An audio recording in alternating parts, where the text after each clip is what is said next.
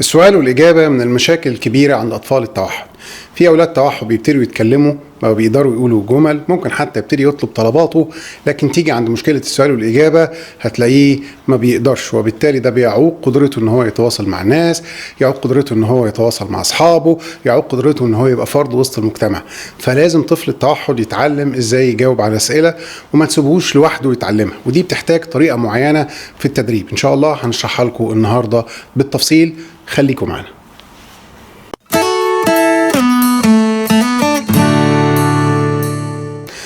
اهلا وسهلا بيكم في حلقه جديده من كلامي اونلاين. معاكم دكتور احمد عبد الخالق. النهارده هنتكلم على السؤال والاجابه. السؤال والاجابه واحده من اهم الاشياء اللي طفل التوحد محتاجها عشان يتعامل مع الناس ويبتدي يكون صداقات، لكن المشكله ان طفل التوحد ما بيبقاش فاهم المبدا العام، يعني ايه سؤال ويعني ايه اجابه. دايما بتلاقيه بيتجه ناحيه التكرار، ان هو يبتدي يكرر. فانت لما بتيجي تساله سؤال، يا اما بيكرر السؤال، يا اما بيكرر الاجابه اللي انت بتديها له مع السؤال، او يجاوب اجابه تانية خالص، او يسكت. دي تقريبا الحاجات اللي اغلب اطفال التوحد بتعملها لما بتيجي تسالهم، لكن ما بيدكش الاجابه الصحيحه. طيب هنعمل ايه في الموقف ده؟ لكن قبل ما تبتدي احب انوه ان مركز الدكتوره حنان محمود في اماره عجمان في الامارات العربيه المتحده، مركز الاوج، هو مركز موجود عشان يخدم اطفال التوحد بجميع درجاتهم، والمركز ده تحت رعايه الدكتوره حنان محمود، واحده من افضل دكاتره اطفال التخاطب المتخصصه في تدريب وتاهيل اطفال التوحد. اول حاجه لازم نفهمها قبل ما تبتدي تعلم السؤال والإجابة لطفل التوحد، لازم يبقى هو عنده لغة ويقدر يديك جملة من 3 كلمات. ما ينفعش تحط هدف ان انت تصلح السؤال والإجابة والولد ما بيعرفش يقول جمل، والولد ما بيعرفش يطلب طلباته.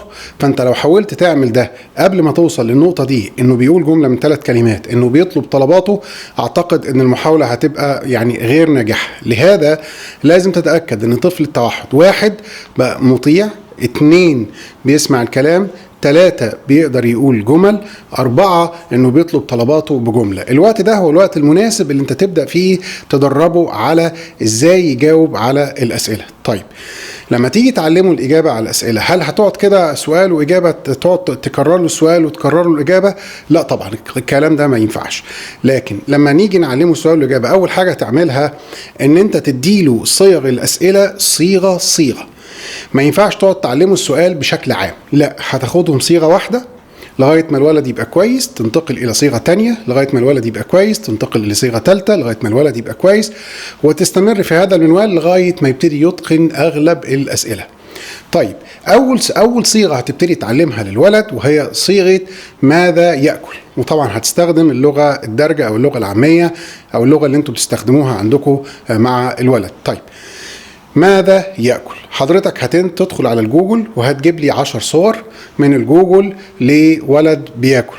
ولد بياكل شيبسي، ولد بياكل موزة، تفاحة، خيارة، ساندويتش، بيتزا، اي حاجة. تجيب 10 صور وتفضل شغال مع الولد دوت في الصيغة دي لغاية ما الولد يبتدي يتقنها بقى في قد ايه؟ دي بقى حسب الظروف وحسب مستوى الولد وحسب عند الولد وحسب تقبله للتغيير اللي انت عايز تغيره. فممكن تاخد لها يوم، ممكن تاخد لها 3، ممكن تاخد لها حتى لغاية اسبوع. المهم ما تسيبش الصيغة دي الا لما الولد يتقنها ويؤديها بشكل جيد. اول ما الولد يتقنها ويؤديها بشكل جيد، ننتقل للصيغة اللي بعد كده وهي صيغة ماذا يشرب. نفس القصة، هتخش على الجوجل تنزل 10 صور لماذا يشرب. ولد بيشرب ميه، بيشرب عصير، بيشرب قهوه، بيشرب شاي، بلا بلا بلا، على اي مجموعه 10 صور تنزلها، ونفس القصه هتفضل فيهم لغايه ما الولد يتقنهم اتقان جيد جدا. اول ما تلاقيه اتقنهم بقى بيجاوب بشكل كويس، هننتقل للصيغه اللي بعدها وهي صيغه ماذا يلبس. نفس القصه، حضرتك هتجيب مجموعه صور من الجوجل، ولد لابس بنطلون، ولد لابس شورت، ولد لابس مايو، ولد لابس شبشب، ولد لابس بوت، ولد لابس جلابيه، ولد لابس ولا جاكيت. هتجيب المجموعة الصور دي، هتفضل تشتغل مع الولد لغاية ما يبتدي يتقنهم. اتقنهم، هتدخل للصيغة اللي بعد كده وهي صيغة ماذا يفعل. نفس القصة، هتخش على الجوجل، حضرتك هتجيب مجموعة صور 10-15 صورة للأفعال. ولد بيستحمى، ولد نايم على السرير، ولد بيشوط الكورة، مجموعة 10 أفعال هتبتدي تشتغل عليهم لغاية ما الولد يبتدي يتقنها. بعد كده ننتقل إلى الصيغة اللي بعدها وهي صيغة أين، وهنا المقصود بها المكان. ونفس القصة هتخش على الجوجل تنزل مجموعة صور على المكان، مثلا الولاد بيلعبوا فين؟ بيلعبوا في الحديقة. طيب الكلب ده ماشي فين؟ الكلب ده ماشي في الشارع. طب الولد دول بيعملوا ايه؟ كويس، بيشوطوا الكورة. انا اسف، الولد دول بيلعبوا كورة فين؟ بيلعبوا كورة في الحديقة. طب هي ماما فين؟ ماما في المطبخ. الموبايل فين؟ الموبايل على الترابيزة. هنبتدي نشتغل على صيغة أين اللي بتتكلم على المكان لغاية ما الولد يتقنها ويبقى كويس فيها، وبعد كده ننتقل إلى صيغة تانية وهي صيغة من، ومقصود بيها أن أنت بتسأل على الشخص الذي يقوم بالفعل. نفس القصة، هتخش على جوجل هتنزل مجموعة صور بتتكلم على المكان وهتبتدي تدرب الولد. كمثال، مين اللي شاط الكورة؟ الولد الصغير اللي شاط الكورة. مين اللي بيعمل الأكل؟ ماما اللي بتعمل أكل. مين اللي سايق العربية؟ عمه هو اللي سايق العربية. مين اللي ادى الولد الحقنة؟ الدكتور اللي ادى الولد الحقنة. ماشي، وهنبتدي نشتغل في القصة دي لغاية ما الولد يتقنها ويعرفها. أول ما يبتدي يتقنها ويعرفها ننتقل للي بعد كده، وهي إن أنت هتجمع ما بين الصيغ. هتجيب صيغة من هنا على صيغة من هنا على صيغة من هنا على صيغة من هنا لغاية ما الولد يتقن كل صيغ الأسئلة. الكلام ده لطيف وظريف وسهل، ولكن في حاجتين في غاية الأهمية لو أنت ما عملتهمش ما أعتقدش إن أنت هتقدر تحقق نتيجة. أول حاجة لازم تبقى فاهمها كويس جدا إن أنت عندك مشكلة تكرار، فبالتالي انت لما تيجي تسأل الولد سؤال في الغالب هو هيكرر وراك نفس السؤال. لو انت اديته برضو الإجابة، انت اديته السؤال اديته الإجابة هيكرر لك السؤال والإجابة. هو انت مش عايزه يكرر، طب ما انت بتقوله الإجابة وعايزه يكررها، طب هو هيفهم ازاي؟ فبيتلخبطوا جامد جدا في الجزئية دي.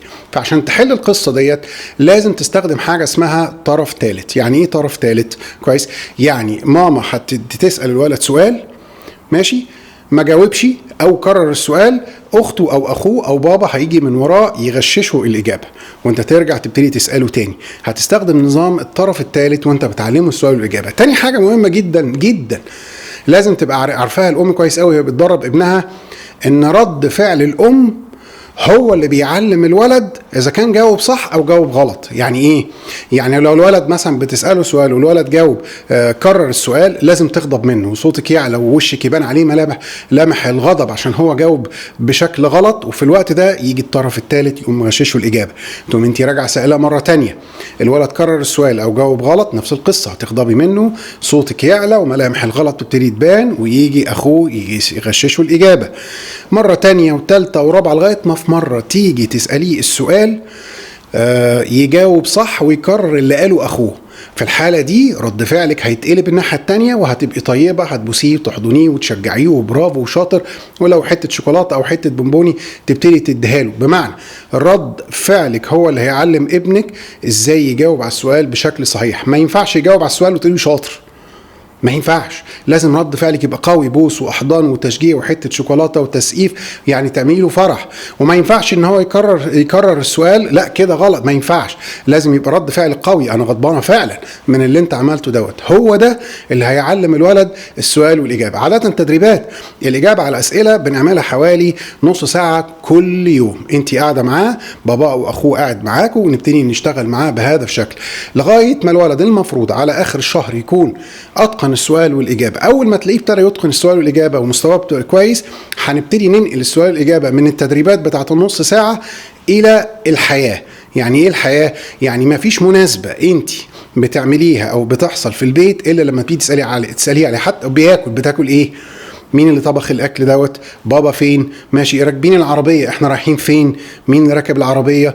ماشي. ايه العربيه اللي قدامنا دي لونها ايه؟ وتبتدي ما في موقف يحصل قدامه إلا ما تسأليه على السؤال والإجابة.